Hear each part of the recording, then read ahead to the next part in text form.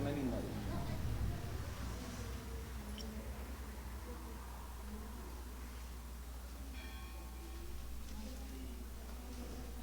Vamos a iniciar orando y vamos también a entonar un himno.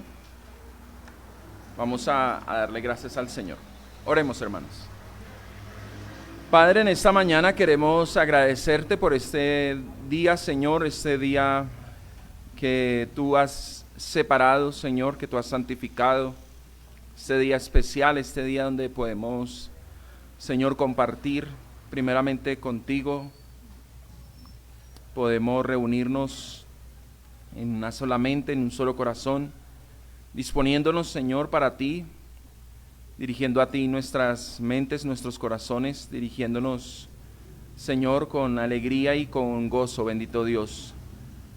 Gracias porque, Señor, tú nos has hecho un solo pueblo, una sola iglesia, y bendito Dios, esto es en virtud de la obra maravillosa de tu Hijo Jesucristo, una obra sin igual, una obra única, una obra que trasciende, Señor, no solamente esta vida, sino la vida venidera, Señor. Por eso, Dios, en esta mañana te honramos, nuestra alabanza, nuestra adoración es para ti. Hoy levantamos nuestras voces, entonando cánticos, alabanzas, oraciones, rogativas, Señor, en este día, porque tú eres el motivo, Señor, tú eres la razón de nuestra reunión. Venimos a ti, Señor, por ti, porque necesitamos de ti, Padre, porque somos carentes, porque somos pecadores. Lamentablemente nuestro corazón se inclina hacia el mal, Señor, y aún así, bendito Dios, por tu gracia reconocemos que te necesitamos, Señor, que apartados de ti nada podemos hacer. Padre, y confesamos nuestros pecados, nuestras rebeliones. Señor, tú lo sabes, cómo nuestro corazón se inclina siempre hacia el mal, hacia el orgullo, hacia la soberbia, hacia la inmoralidad, hacia las cosas de este mundo, Señor, a idolatrar y poner en primer lugar otras cosas antes que a ti, Señor. Pero, Señor, luchamos contra el pecado, Señor. Queremos, Señor, que tú te compadezcas de nosotros y rogamos hoy misericordia, perdón, Señor. Perdónanos porque no vivimos conforme a tu ley, conforme a tu palabra, Señor. Aún no nos ajustamos plenamente a tu palabra. En algunas cosas quizás sí, en otras no, en otras, Señor, quizás por los deseos de nuestro corazón no vivimos en esa perfecta ley y en esa perfecta santidad, Señor. Nuestra esperanza es tu Hijo, Señor. Es nuestra esperanza, es en quien esperamos, es en quien ponemos nuestra confianza. Porque somos insuficientes nosotros en nosotros mismos, Señor. En nosotros mismos no hay virtud alguna, Señor, no hay algo favorable, Padre.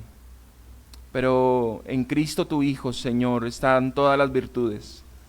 En Cristo tu Hijo encontramos la santidad, la justicia, la verdad.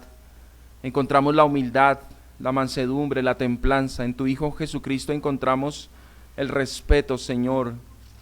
Encontramos todo lo bueno, Señor. Toda virtud está en tu Hijo. Y rogamos que tu Hijo viva en nosotros, Señor, para que esas virtudes de tu Hijo sean en nosotros y estas virtudes, Padre, se vean reflejadas en nuestras vidas, para que tu nombre sea glorificado.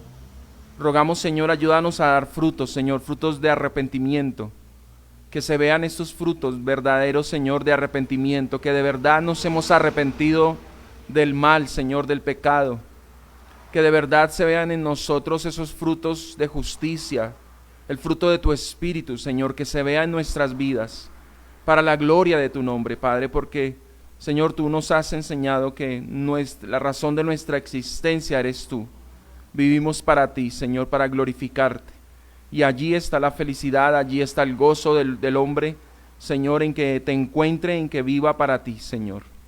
Por eso queremos seguirte y hacer tu voluntad, Señor, vivir para ti, para tu gloria. Padre, gracias te damos una vez más, te damos a ti todo honor, toda gloria, toda honra, toda alabanza, Señor, toda adoración. te la damos solamente a ti, Padre. Y te honramos en esta mañana. Y bendito Dios, rogamos que sea tu nombre glorificado, que sea tu nombre santificado, Señor. Que tu reino venga a nuestras vidas, a nuestros corazones, que tu reino sea establecido en nuestros hogares. Y bendito Dios, que tu Hijo Jesucristo brille hoy, que resplandezca hoy en nuestras vidas, en nuestras almas, en nuestros corazones, para que podamos, Señor, vivir para ti, para tu gloria. Gracias te damos una vez más, Señor. Hemos orado en el nombre de tu amado Hijo Jesucristo, nuestro Señor. Amén. Amén. Mis hermanos, vamos a entonar el himno número 45. Les voy a pedir que por favor entonen con fuerte voz. Vamos a tratar de que hoy el sonido, para los que están en casa, nos escuchen a nosotros cantar. Normalmente ponemos una pista ya pregrabada, con una voz pregrabada, pero pues queremos saber si ya comienza a escucharse el sonido de la iglesia. Amén. Entonces, por favor, les invito a ponerse en pie. Vamos a entonar el himno número 45 y vamos a hacerlo con ahínco, con todo la disposición y con todos nuestros pulmones.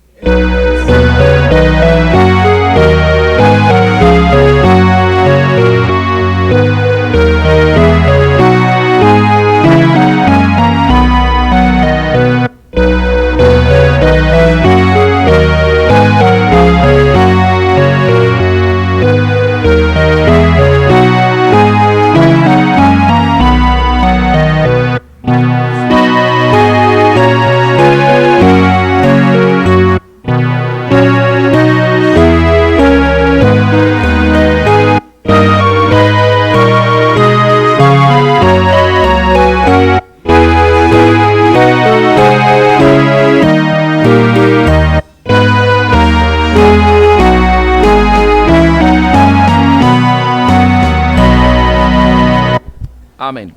Nos pueden despojar de bienes y de hogar, incluso el cuerpo destruir, mas siempre ha de existir de Dios el reino eterno. Amén.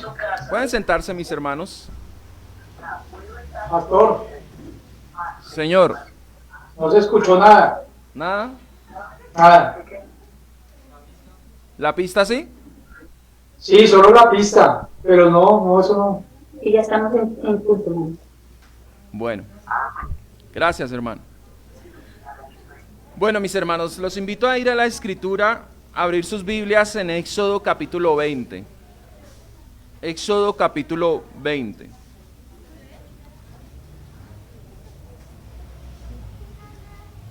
Vamos a leer del versículo 1 al versículo 6. No sé si en casa me escuchan bien, yo casi no me escucho. ¿Ustedes sí me escuchan bien allá? ¿O está bajito? Sí, señor. ¿Le puedes subir aquí adentro? Porfa. Éxodo capítulo 20, versículo 1 al 6. Dice la palabra del Señor: y habló Dios todas estas palabras diciendo: yo soy Jehová tu Dios, que te saqué de la tierra de Egipto, de casa de servidumbre. No tendrás dioses ajenos delante de mí. No te harás imagen ni ninguna semejanza de lo que esté arriba en el cielo, ni abajo en la tierra, ni en las aguas debajo de la tierra. No te inclinarás a ellas, ni las honrarás, porque yo soy Jehová tu Dios, fuerte, celoso, que visito la maldad de los padres sobre los hijos, hasta la tercera y cuarta generación de los que me aborrecen, y hago misericordia a millares, a los que me aman y guardan mis mandamientos. Amén. Amén. Mis hermanos, recordemos que estamos haciendo un estudio acerca de los 10 mandamientos. La primera parte, los hermanos han expuesto cuando el Señor dice que ha hablado todas estas palabras al pueblo de Israel y se revela como yo soy Jehová tu Dios, yo soy el que te saqué de la tierra de Egipto. Ese yo soy también, como lo exponían los hermanos, es propiedad. Ustedes son mi propiedad. Yo los saqué, ustedes son míos, ¿cierto? Yo soy su Dios, yo me he enseñoreado de ustedes, les he dado libertad, los he sacado de casa de servidumbre. ¿Recuerdan cuando lo que enseñaban los hermanos? La casa de servidumbre, ¿cierto? Ustedes eran esclavos, yo los liberté. Y entonces comienza el Señor luego a decirles lo que ellos no pueden o deben hacer. La ley es tanto positiva como negativa. ¿A qué nos referimos? Positiva en mandamientos positivos, por ejemplo, como el cuarto mandamiento: acuérdate del día de reposo. Ese es un mandamiento positivo, es decir, está expresado para que tú debes hacer esto. De manera negativa, entonces se expresa el mandamiento diciendo no puedes hacer esto, ¿cierto? De manera positiva es debes hacer esto. De manera negativa, no puedes hacer esto, ¿cierto? Pues cuando hablamos de mandamientos positivos, estamos hablando de mandamientos que se nos manda hacer algo, ¿cierto? Debemos, es un deber. Y cuando hablamos de mandamientos negativos, estamos hablando de prohibiciones, lo que se nos prohíbe. Los dos primeros mandamientos, el primero que ya vimos, los hermanos lo expusieron: no tendrás dioses ajenos delante de mí. Ellos exponían, ¿cierto?, ¿por qué no podemos tener dioses ajenos? ¿Alguien me puede decir por qué no podemos tener dioses ajenos? De acuerdo a lo que vimos hace 8 o 15 días atrás. ¿Sí recuerdan? Dios es celoso. Dios es celoso, amén. ¿Qué más? ¿Por qué no podemos tener dioses ajenos? Porque solamente hay un Dios, ¿cierto? Los otros son dioses de fabricación humana, no existen, ¿cierto?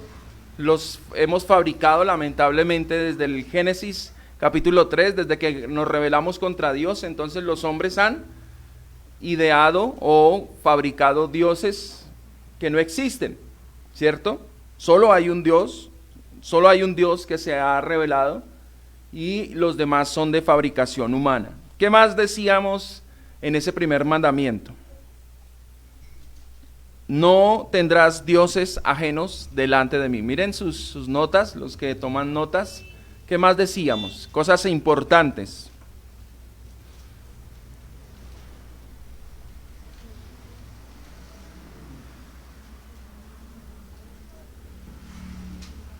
¿Se les perdieron las notas? Les pregunto porque...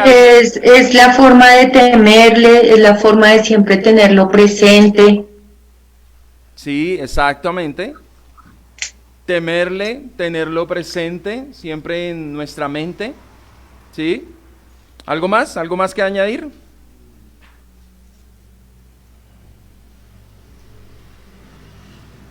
En los títulos, ¿no tienen títulos apuntados ahí? Los títulos quizás les ayuden.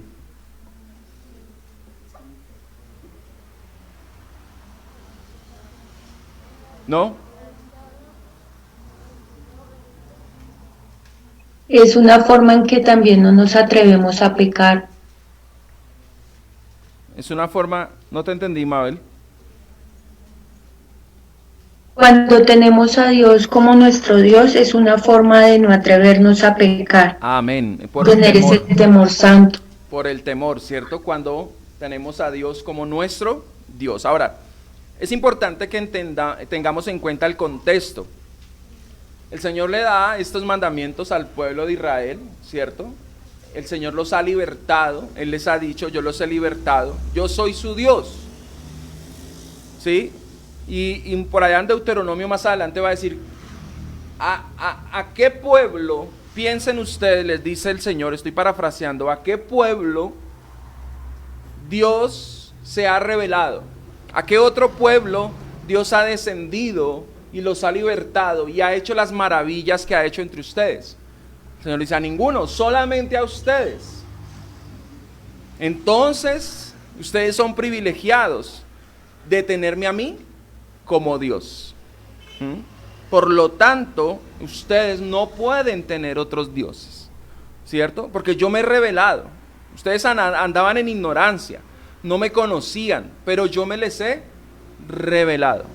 Por lo tanto, entonces yo solamente seré su Dios y ustedes serán mi pueblo. Entonces, de una u otra manera, también los mandamientos nos hablan de una responsabilidad que tenemos ante este Dios que se ha revelado a nosotros, ¿cierto? Dios se ha revelado a través de la palabra de Dios, a través de la Escritura.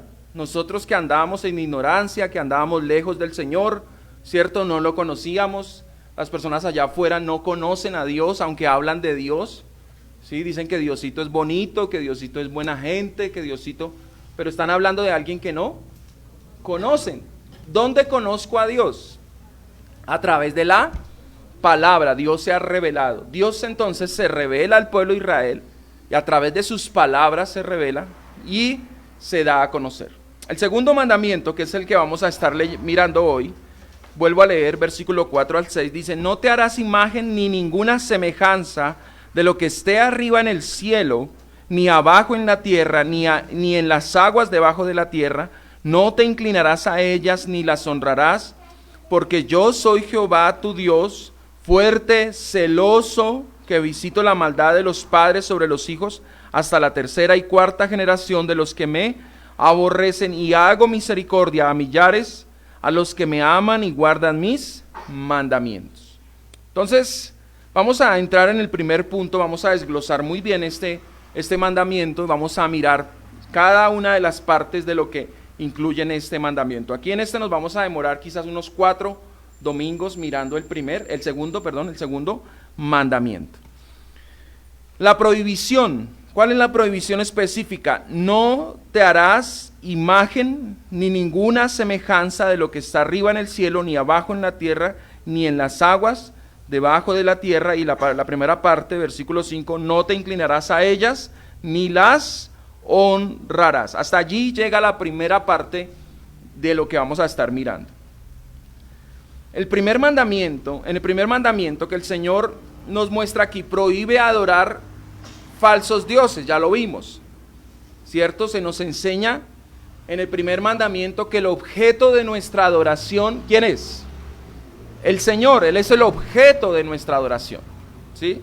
Se nos prohíbe adorar cualquier otra cosa distinta a Dios, ¿cierto? Está prohibido adorar a otras criaturas, a la esposa, al esposo, a los hijos, a Messi, a Cristiano Ronaldo y a todos. Se nos prohíbe adorarlos. ¿Por qué? Porque no, el objeto de nuestra adoración solamente es uno. ¿Y quién es? El Señor, ¿cierto? Solo Él es el único que es digno de adoración. Ahora, lógicamente entendemos que no hay nadie como Dios, ¿cierto? Con todo y lo que podamos amar a alguien, ninguno de ellos se asemeja al Señor. En el segundo mandamiento, el Señor nos impide, nos prohíbe adorar, ¿cierto?, al Señor de la manera que a nosotros se nos ocurra. Y a esto apunta este segundo mandamiento. No puedo adorar a Dios a mi manera. La gente dice, es que yo busco a Dios a mi manera. Quiero decirte, el Señor ha puesto los parámetros. Es como si yo le dijera, pues para nosotros es muy difícil comprenderlo, pero es como si yo dijera, yo puedo hablar con el presidente cuando a mí se me dé la gana, ¿cierto? ¿Es verdad o es mentira lo que estoy diciendo? ¿Cierto? Si nosotros tuviéramos un rey, una monarquía absoluta, que ya hoy no existe prácticamente en el mundo, o creo que por allá en África de pronto, pero si tuviésemos un rey y una monarquía absoluta, porque hay reyes hoy en día, pero no hay monarquías absolutas, el rey es el que pone las condiciones, ¿cierto? El rey recibe a las personas que quiere cuando quiere, ¿cierto? Por allá la escritura nos habla de Esther, ¿recuerdan Esther? Y a Esther, que era la reina, imagínense, Esther era la reina con todo y eso no podía presentarse delante del rey cuando ella quisiera. Ella le dijo a Mardoqueo, su tío, y le dijo, por favor, oren por mí y ayunen por mí, porque había una urgencia, ella tenía que presentarse delante del rey a interceder por su pueblo, porque su pueblo iba a ser aniquilado. Pero resulta que ella, al presentarse delante del rey, en el momento en que no le era permitido, ella se arriesgaba a morir. El rey podía, por ese acto de desobediencia, de presentarse delante del rey, y eso que ella era la reina, el rey podía mandarla a matar. Entonces ella dice, oren y ayunen por mí. Y ella dice la escritura que se presentó delante del rey Asuero, creo que es, no tengo en mi mente en ese momento. Se presenta delante del rey Asuero, me confirma la hermanita Julie. Entonces se presenta ya delante del rey, y el rey, dice la escritura, extiende su cetro a ella. Eso es señal de gracia, eso es señal de que, aunque no debía presentarse, el hecho que le extienda el cetro significa que ha tenido de ella misericordia, que no la va a matar por ese acto, sino que la va a escuchar y le dice, dime, ¿para qué vienes? ¿Qué necesitas? ¿Sí? Entonces, si eso sucede con un monarca terrenal, con un hombre, si eso sucede con nuestro presidente, que yo no puedo ir y a cualquier hora presentarme, pues dígame, ¿cómo puedo decir que a Dios yo puedo acercarme como yo quiera, como a mí me plazca, adorarlo y servirlo como a mí me plazca? Claro, ¿por qué sucede esto? Pues que resulta que nuestro orgullo es tan alto que como que pareciera que yo puedo adorar a Dios como yo quiera, y pues dese por bien servido que lo estoy adorando. La escritura nos dice que Dios no necesita adoración. Dice Pablo en el libro de Hechos, cuando se presenta delante del pueblo ateniense, les dice, Dios no es adorado como si necesitase de algo. Hechos 17 creo que es, si por lo quieren tener, lo buscan por favor, Hechos 17. Dios no necesita adoración. Veámoslo un momento porque ya vi que les quedó la inquietud.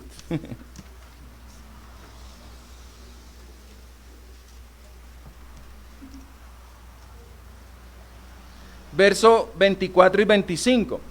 El Dios que hizo el mundo y todas las cosas que en él hay, siendo Señor del cielo y de la tierra. Mire, Él es el dueño. Lo que pasa es que la palabra Señor ha perdido un poco su esencia, lo que significa la palabra Señor es amo, dueño absoluto. Siendo Señor, siendo amo absoluto ¿de qué?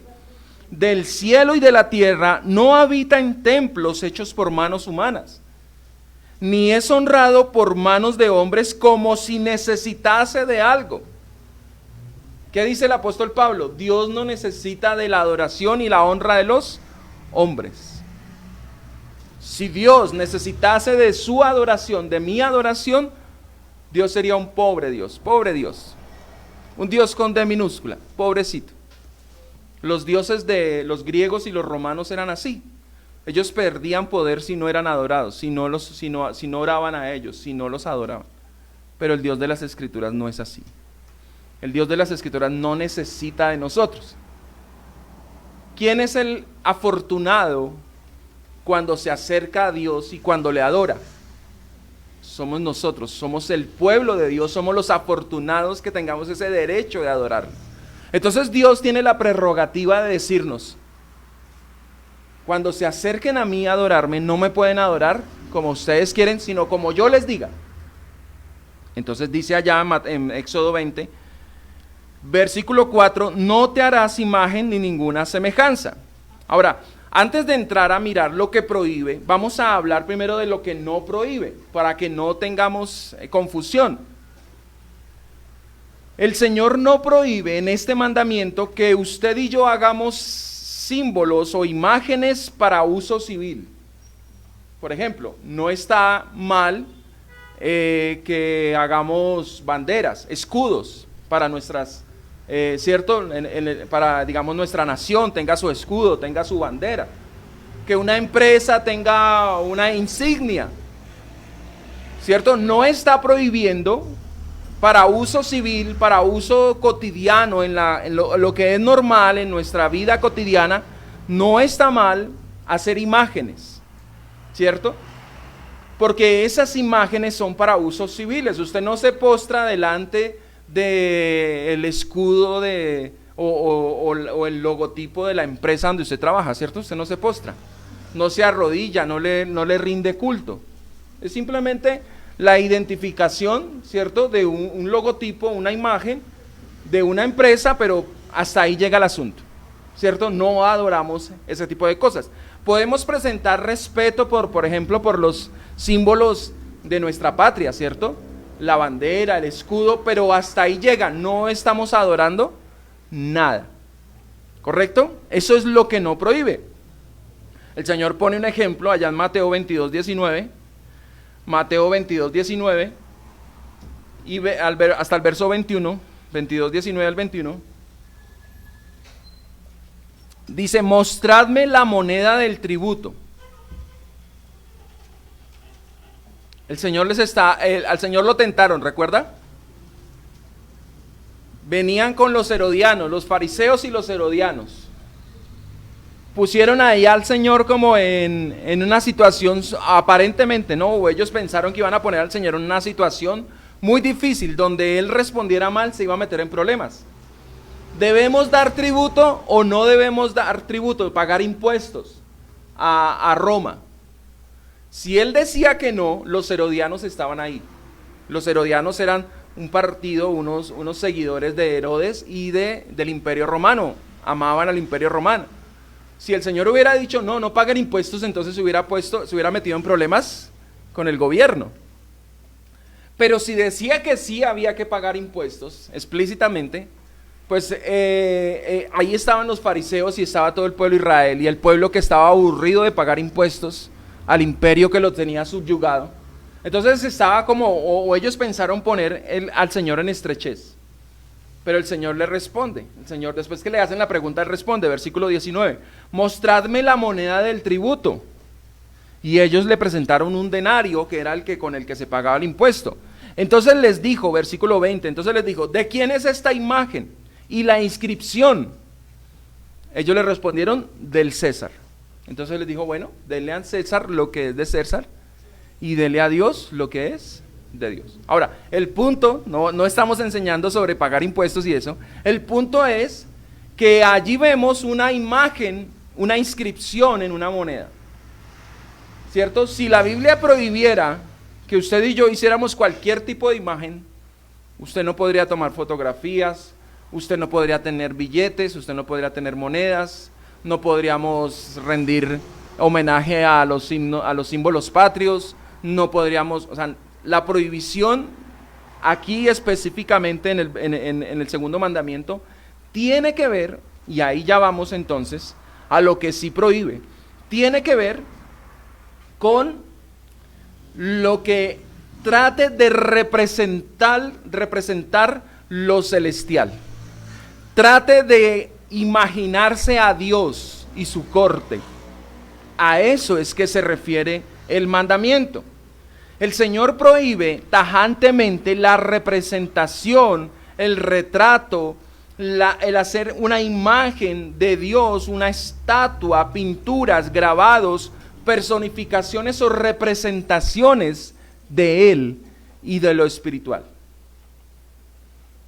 Deuteronomio 4, por favor, si lo lee conmigo. Deuteronomio capítulo 4, versículo 15 al 18.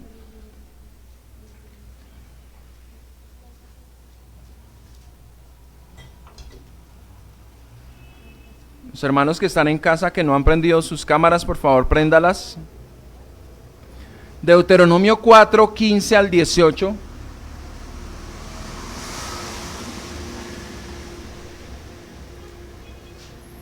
Dice la palabra del Señor: guardad pues mucho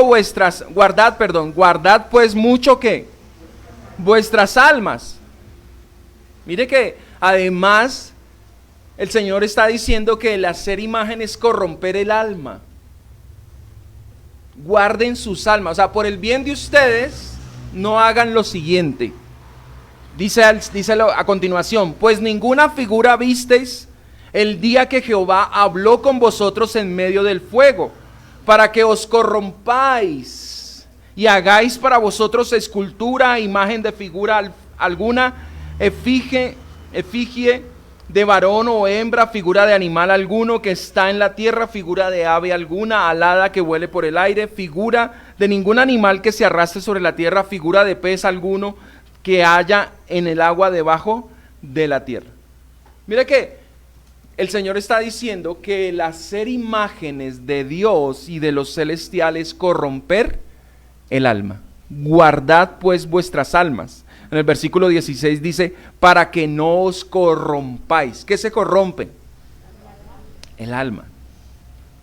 Y la experiencia nos dice que las personas que son dadas, sobre todo las que se entregan a todo este tema de imágenes, de estatuas, se acercan demasiado a la hechicería. Usted va a un lugar donde venden imágenes religiosas y usted de paso encuentra ¿qué? Esencias, ¿cierto?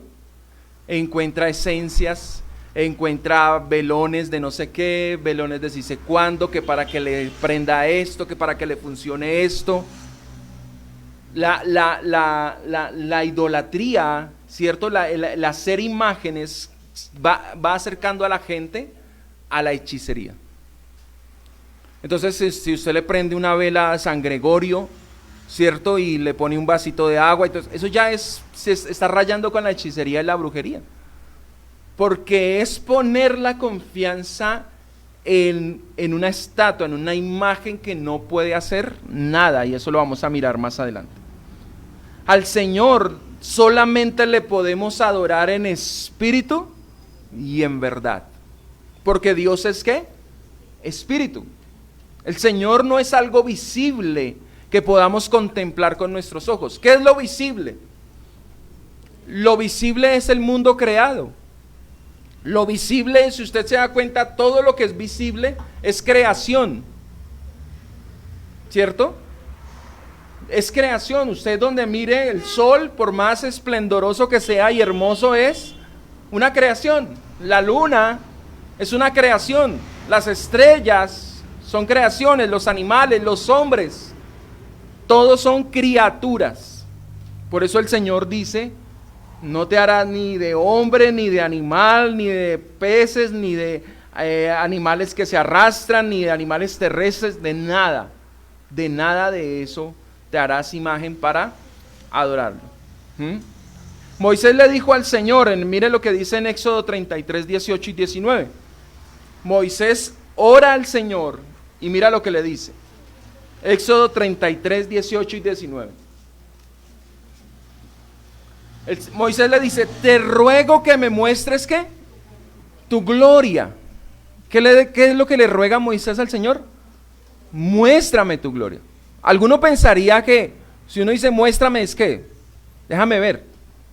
Entonces uno diría: bueno, va a haber algo. ¿Qué es lo que va a ver Moisés? ¿Cierto? Y dice el versículo 19 que el Señor le respondió: yo haré, muéstrame tu gloria. Y el Señor le responde: yo haré pasar todo mi bien, pasar todo mi bien delante de tu rostro. ¿Qué hará pasar? Todo mi bien. Dibuje el bien. ¿Cierto que no? Todo mi bien delante de tu rostro, y proclamaré el nombre de Jehová delante de ti, y tendré misericordia del que tendré misericordia, y seré clemente para con el que seré clemente. El Señor le dice: yo haré pasar delante de ti todo mi bien. Y luego comienza a hablar: y proclamaré. Dios es espíritu. Y la palabra espíritu tiene que ver con soplo, lo que en hebreo se conoce como el ruaj. Dibuje las palabras, ¿cierto? El Señor le dice a Moisés allá en Éxodo 33 y 34: Señor, muéstrame tu gloria. El Señor dice: me voy a revelar a ti. ¿Y qué es lo que le revela? Solamente le revela palabras. ¿Qué es Jesucristo? La palabra de Dios hecha carne. ¿Cómo Dios se revela? ¿Dios se revela a través de imágenes? No, Dios se revela a través de su palabra. Entonces el Señor les dice al pueblo de Israel: ustedes no vieron nada. Cuando yo me revelé a ustedes, cuando yo les revelé mi gloria, no vieron nada. Allá en Deuteronomio ya lo leíamos, en el 4:15 lo leíamos. Él les dice: ustedes no vieron nada. Entonces, ¿de qué van a imaginarse? ¿Qué es lo que van a dibujar? Pues nada, porque ustedes no vieron nada. Ustedes lo único que lo único que hicieron fue ¿qué? Escuchar. Y el Señor habló con Moisés y Moisés le hizo: muéstrame tu gloria. ¿Y qué fue lo que hizo el Señor? Dice allá más adelante en Éxodo 34 que el Señor estuvo proclamando su nombre y diciéndole una y otra vez que Él es Dios, grande en misericordia, tardo para la ira, pero que de ningún modo tendrá por inocente al culpable. Eso fue lo que escuchó Moisés todo el tiempo. Muéstrame tu gloria. ¿Y cómo se reveló Dios? ¿Cómo mostró Dios su gloria? Con sus palabras. Si Moisés vio la gloria del Señor pasar delante de él y no vio ninguna imagen, Moisés entendió: de Dios yo no puedo dibujar nada, no puedo hacer una imagen de nada. Porque le dije: muéstrame tu gloria, y lo único que hizo fue hablarme. Óigame bien, Dios no es alguien para contemplar con nuestros ojos. Huele a quemado. Perdóneme, pero es que me tiene como distraído el olor. Michael dejó quemar el arroz. Ya voy. Escúcheme bien a lo siguiente. Dios no es alguien para contemplar con los ojos. Dios es alguien para contemplar y deleitarse con los oídos y el corazón.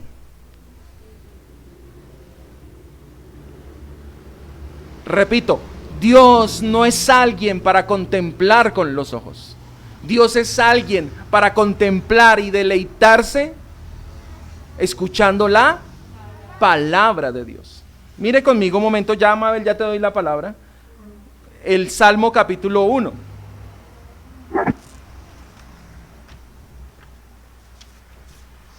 Salmo capítulo 1.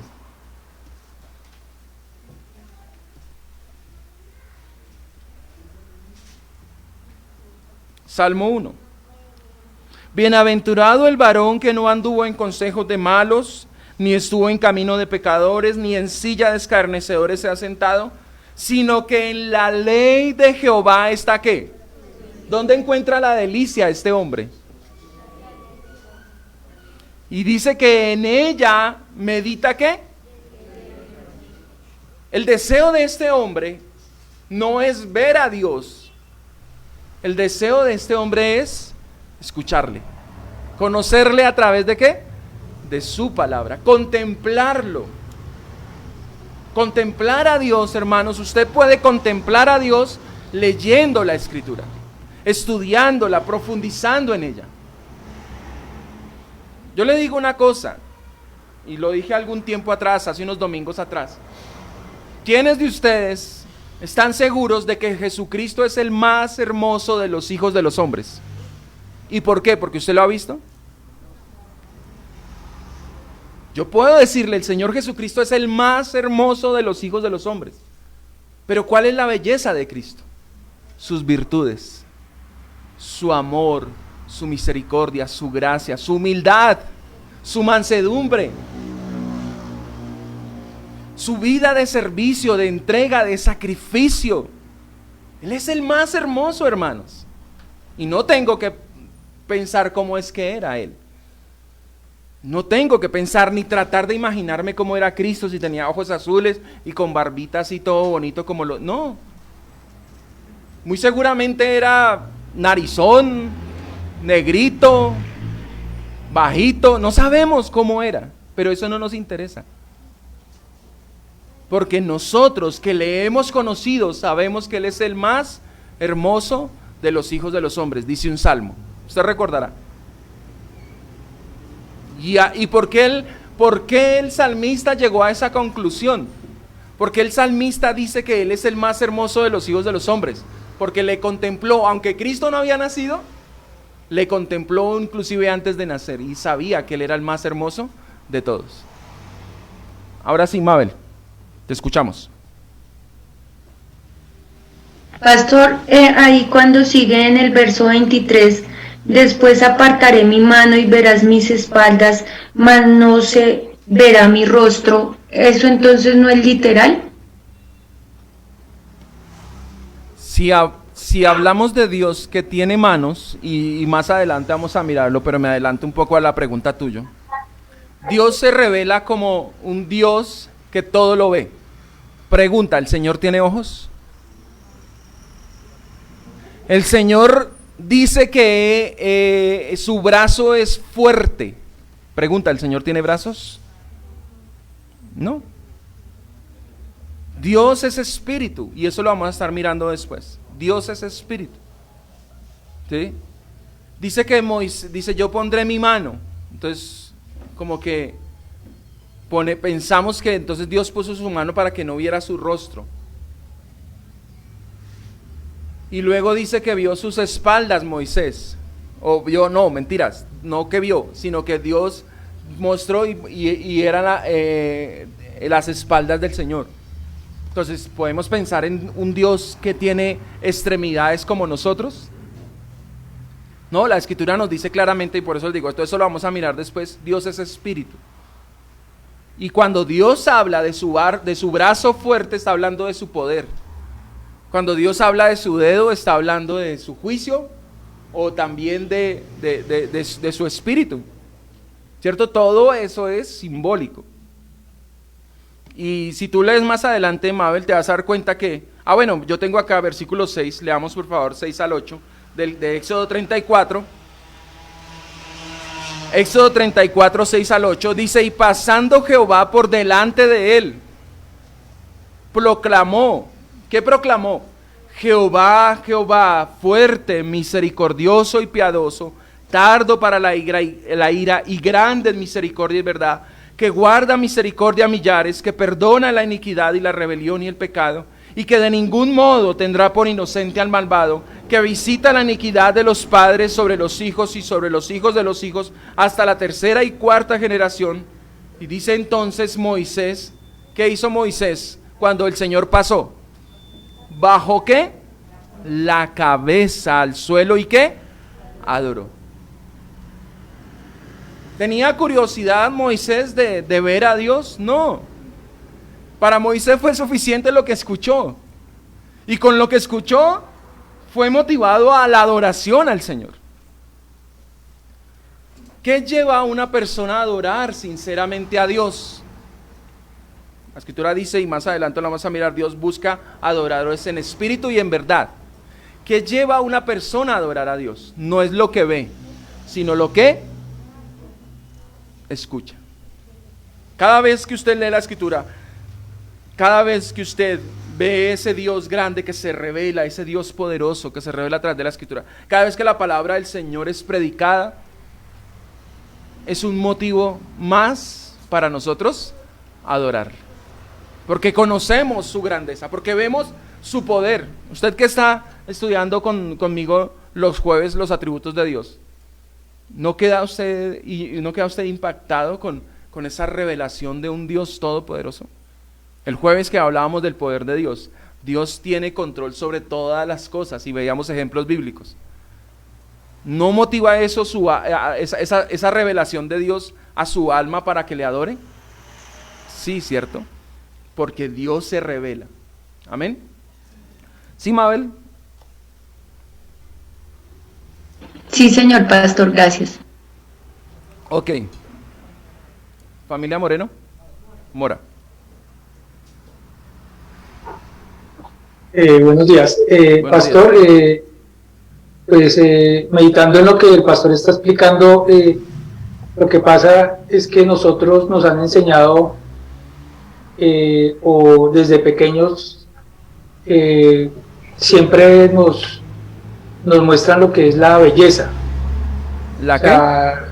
La belleza, o sea, como que lo físico, la parte física. Sí. Entonces relacionamos, por eso el pastor dice, a Jesucristo lo pintan con ojos azules y cabello claro, bueno. Entonces relacionan la belleza con lo bueno. Y desafortunadamente pues nosotros A los altos. hemos sido inclinados hacia eso. La humanidad ha sido inclinada hacia la belleza.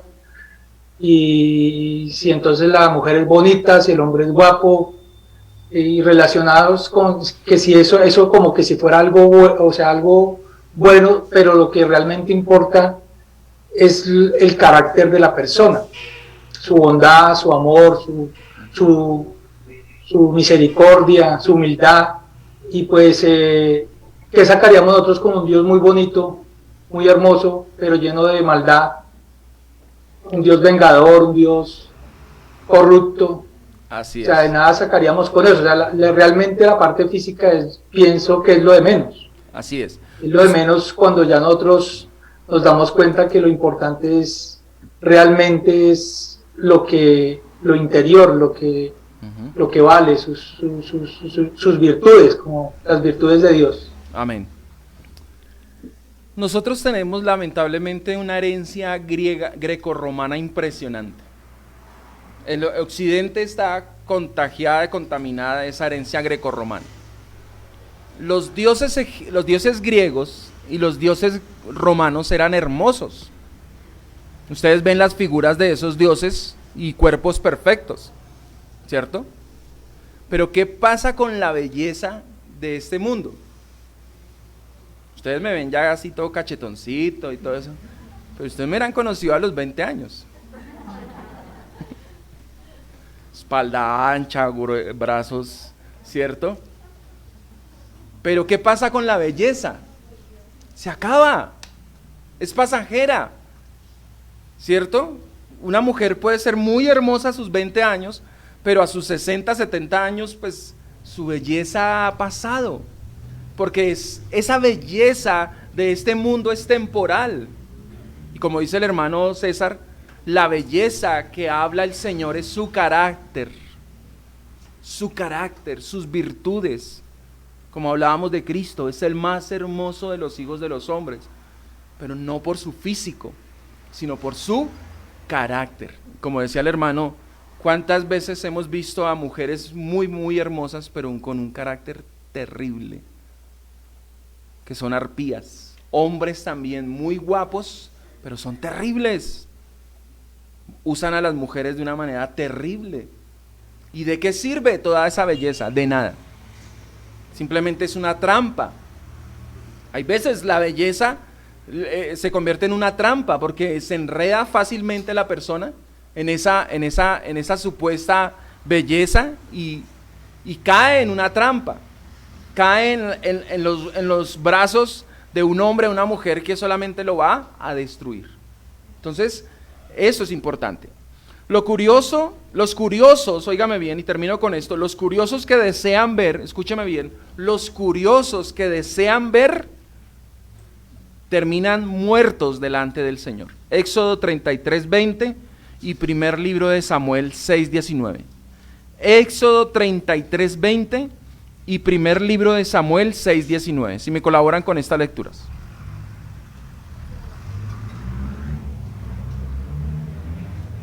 Amén, pastor. Éxodo 33:20. Dijo más, no podrás ver mi rostro, porque no me verá hombre y vivirá. Dice que los curiosos que quieren ver a Dios, ¿qué les va a pasar? No va a vivir. Van a morir. No podrás ver mi rostro, porque el hombre que me vea, ¿qué? Morirá. Y eso pasó en primer libro de Samuel 6:19, que los curiosos quisieron ver dentro del arca, a ver qué había. ¿Y qué pasó? Primer libro de Samuel 6:19, alguno que lo lea. El micrófono acá. Van a leer acá.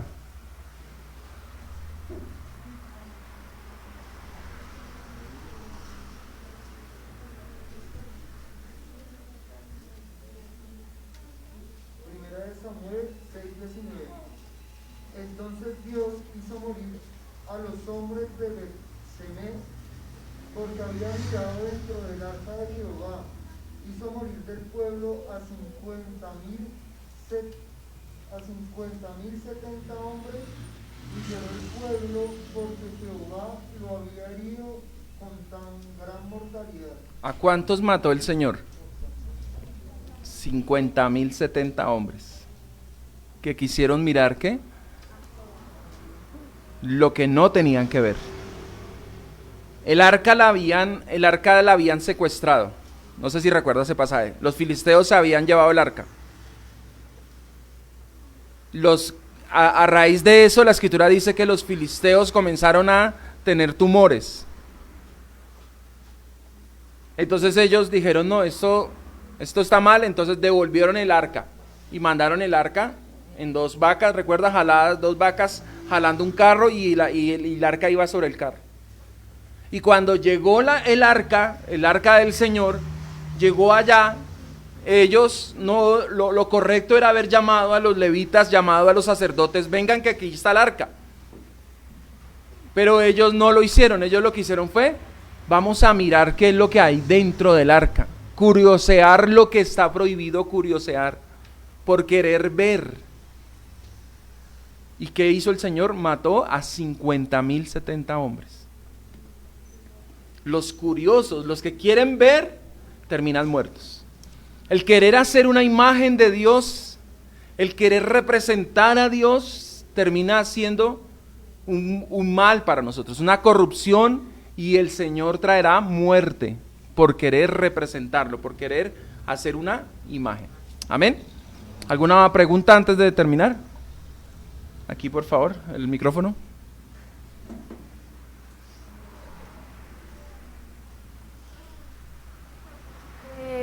Mi pregunta es, entonces está mal, digamos, cuando hacen películas acerca de la vida de Jesucristo, entonces está mal, digamos, verlas. Dentro de las cosas que tengo escritas aquí, se me adelanta, pero sí, la representación, óigame bien, la representación de lo divino, de lo que tiene que ver con el Señor, está mal. Porque es querer reemplazar. Yo le pregunto, ¿qué es lo mejor para una persona? Que lea los evangelios y vea a Cristo, su sacrificio, su vida, ¿cierto? Toda su obra, o que vea una película de Mel Gibson. ¿Qué le va a dar vida? ¿Qué le va a salvar? ¿La película? Mi papá me cuenta que en la época de él, mi madre de pronto se acordará, mi padre dice que en la época de él había una película de Jesús, donde la gente iba a los teatros, porque pues en esa época no había muchos televisores, entonces para poder ver esas películas había que ir al teatro, al cine, y había una película de Jesús donde toda la gente salía llorando. ¿Su merced también lloró? Mi padre dice que él salió llorando y que la gente salía llorando. La pregunta es, ¿cuántos de esos fueron salvos? Ninguno. Porque eso no es lo que salva. La Escritura dice claramente que la salvación viene por el oír. ¿Y el oír qué? La palabra de Dios.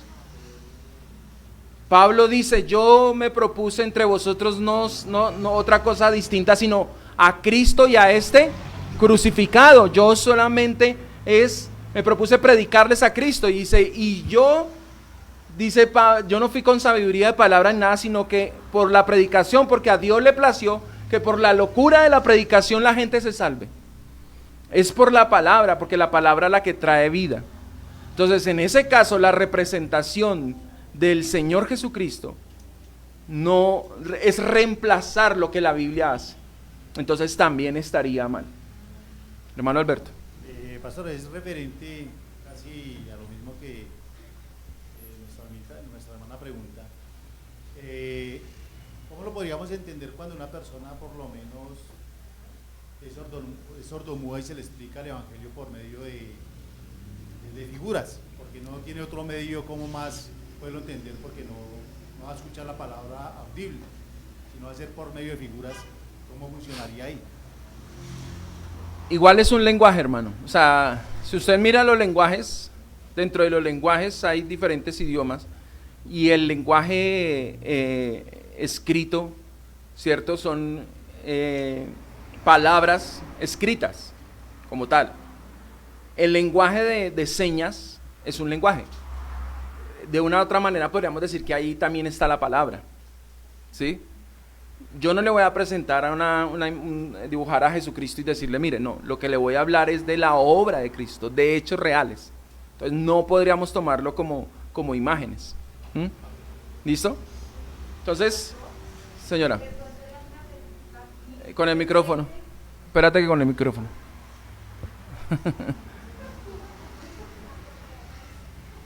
Van a hacer adelgazar a Michael ahí ustedes. La pregunta mía es referente a lo que dijo el hermano Alberto.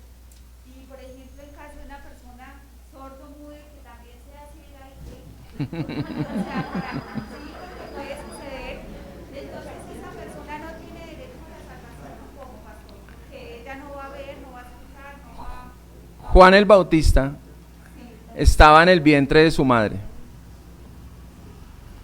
Juan el Bautista no sabía leer cuando estaba en el vientre de su madre, no sabía escribir, muy seguramente no entendía el lenguaje, pero dice la Escritura que el Espíritu Santo lo llenó y Juan el Bautista fue salvo desde el vientre de su madre. Entonces lo que para nosotros sería imposible, para Dios es posible. Entonces ya está en la potestad del Señor, y yo soy de los que creo que esas personas que tienen problemas, ¿cómo se llama? No auditivos, sino cognitivos. Una persona que tiene retraso y eso.